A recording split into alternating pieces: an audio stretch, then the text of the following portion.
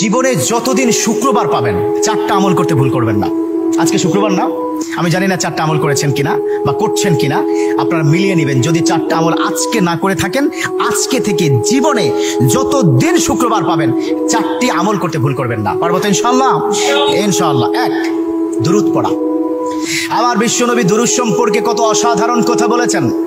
একজন সাহাবা এসে বললেন, ইলা রাসূলুল্লাহ সাল্লাল্লাহু আলাইহি ওয়াসাল্লাম, ও নবী, আমি যদি আপনার প্রতি দিনের এক তৃতীয়াংশ ধরে দুরূদ শরীফ পড়ি আমি কি নিয়ামত পাবো? বিশ্বনবী বললেন, তুমি যদি দিনের এক তৃতীয়াংশ ধরে আমার প্রতি দুরূদ শরীফ পড়ো তোমার জন্য বিশাল উপকার হবে, আরো বাড়িয়ে পড়লে তোমার জন্য আরো ভালো হবে। সাহাবা মহা খুশি হয়ে গেলেন, ইয়া রাসূলুল্লাহ, আমি দিনের অর্ধেক সময় জুড়ে যদি আপনার প্রতি দুরূদ শরীফ পড়ি তাহলে কি হবে? বিশ্বনবী বললেন, এটা বিশাল শুভ সংবাদ তোমার জন্য, তার চাইতে আরো বাড়িয়ে পড়লে তোমার জন্য আরো ভালো। সুবহানাল্লাহ। বিশ্বনবীর কথা আবেগতাড়িত হয়ে সাহাবা বললেন, ও নবী, আমি পুরো 24 ঘন্টার যখনই সময় পাবো তখনই যদি আপনার প্রতি দুরূদ শরীফ আমি পড়তে পারি গো নবী। আমার নবী মুচকি এসে বললেন, তাই যদি হয়, ওয়া কানা মাই ফিল জান্নাহ, ও আমার সাহাবা, তুমি যদি 24 ঘন্টা ধরে যখন সুযোগ পাও তখনই দুরূদ শরীফ পড়ো, তুমি আমার সাথে আল্লাহর জান্নাতে যাবে। সুবহানাল্লাহ। এর মানে দুরূদের কি পাওয়ার! দুরূদ এত অসাধারণ। কেউ যদি মান করা দুরুদান, যে ব্যক্তি দুরূদ পড়বে আল্লাহ পাক তার মর্তবা, তার মর্যাদা 10 গুণ বৃদ্ধি করে দিবে। সুবহানাল্লাহ পড়েন। যে ব্যক্তি দুরূদ শরীফ পড়বে আল্লাহ পাক তার আমলনামা থেকে 10টি বদ আমল কেটে দিবে। সুবহানাল্লাহ পড়েন। যে ব্যক্তি দুরূদ শরীফ পড়বে আল্লাহ পাক তাকে 10টি নিয়ামত দান করবেন, যে নিয়ামত সে কখনো ভাবতে পারেনি। সুবহানাল্লাহ পড়েন।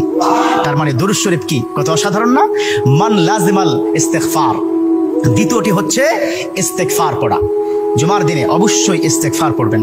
ইস্তেগফার কত অসাধারণ কথা। মান লাজিমাল ইস্তেগফার, যে ইস্তেগফারটাকে লাজিম করে নেয়, অর্থাৎ কথায় কথায় সময় পেলে আস্তাগফিরুল্লাহ আস্তাগফিরুল্লাহ আস্তাগফিরুল্লাহাল্লাযী লা ইলাহা ইল্লা হুয়াল হাইয়ুল কাইয়্যুম ওয়া আতুবু ইলাইহি। কোথাও ভুলে হয়তো একটু ফেসবুকে কোন একটা নারীর ছবি চলে আসলো, আস্তাগফিরুল্লাহ স্কিপ করে দিল।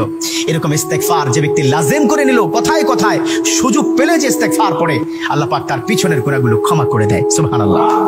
তৃতীয় নম্বর কাজ দেব, জুমার দিনে ভুল করবেন না, সেটা হলো ফজরের নামাজটা আদায় করতে ভুল করবেন না।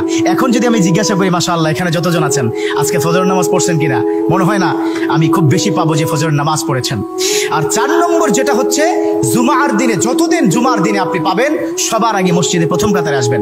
বিশ্বনবীর হাদিস যে প্রথম কাতারে সর্বপ্রথম মসজিদে প্রবেশ করবে রব্বে কারীম তার আমল নামায় উটের গায়ে যে পরিমাণ পশম থাকবে সম পরিমাণ পশমের সওয়াব তার আমল নামায় আল্লাহ পাক দিয়ে দিবে। সুবহানাল্লাহ।